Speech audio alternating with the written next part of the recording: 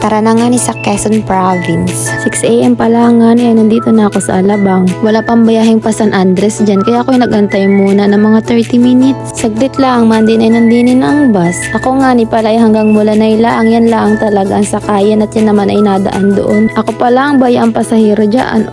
Parang sinita ko yung bus. Feeling top 1 yarn. Sana sa school din, At nag-restroom na din muna nga ni ako dyan habang hindi pa naalis yung bus. Ang kagandahan din ni sa bar ni ay parang mini table na. May free wifi pa. Bago pa man nga ni mag 7 AM ay umalis na yung bus. For 70 pesos with discount na ang pamasahe ko simula Labang hanggang Mulanay. Natigil din nga ni pala ito din sa Turbina. After 3.5 hours ay nandini na rin sa Grand Terminal sa Lucena. Mga 30 minutes din yan dyan bago umalis. Habang hindi pa naalis ay nagbili na rin nga ni ako dyan ng pagkain at ng pampasalubong na din. At syempre hindi mawawala dyan ng pinagong sariaya. Request yan ni Papa. August pa naman ang pasukan kaya ako nagbakasyon muna. At unemployed na din naman nga ni ang person na yarn. Nung may trabaho bagaman din ay ang hirap magbakasyon. Ngayon ako magbakasyon. Mga 1:30 ay nandinin na yan sa Makalelo. Natitin lagi yan natigil at dito lagi yan nakain. Sandwich, itlog at chicharon lang din nga ni ako dyan. At pag ako'y kumain ba dyan sa restaurant ay feeling ko ako'y may iwan ng bus. Before ito nga na nakalis na din naman dyan sa Makalelo. Nakakatuwa ba din sa General Luna at napakalawak ng ulahan ng kanilang mga baka. At ang dami din naman nga ning baka dyan. Kasunod na bayan ay Katanawan na. Ngayon ko rin lang baga na-realize na ang Jollibee na Katanawan ay katabi ng Enverga. Wari ko nga ni itong part na ito ay Mulanay na. Hindi ko man lang napansin dyan yung arko ay. Mga 3:10 ay nakababa na ako ng bus at nag-trike na. Hindi naman din ang Mulanay.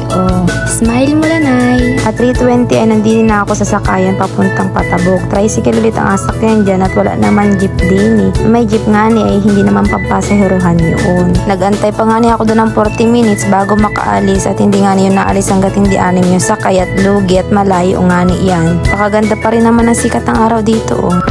Nasa 30 to 40 minutes din nga ni pala yung biyahe dyan bago makarating sa Patabok. At pagkababa ko dyan ay masakay ulit ako ng tricycle. Ay nilakad ko na nga ni at yung sundo ko ay hindi ko dyan makita.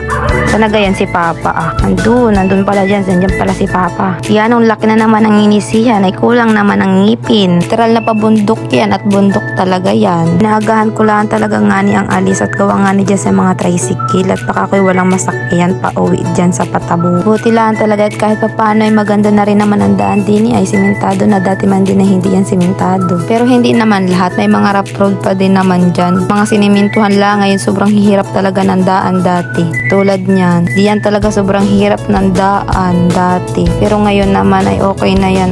Parehas ng side ay mayroon ng semento. Dati isang side lang yan, putol pa. Ayan, simula dyan hanggang pabundok dun, mayroon na lahat semento. Ay yung dugsong pala dyan ay isang side lang pero kahit na okay na din yan. At napakahirap talaga ng daan dyan dati at sobrang ahonin nga niya na tapos rough road pa tapos lubak-lubak pa. Ay ngayon ay okay na dire-diretso na lang ang tricycle, hindi na masyado nahihirapan. Diba napakahabang ahonin, literal na bundok talaga pero may pantay din naman. Bago nga ni makarating dyan sa amin ay napakahabang ahonin, pantay, ibabiin. Kung wala naman sasakyan ay pwede naman yan lakadin, mga 40 minutes lang naman yan lakadin ay. And finally home.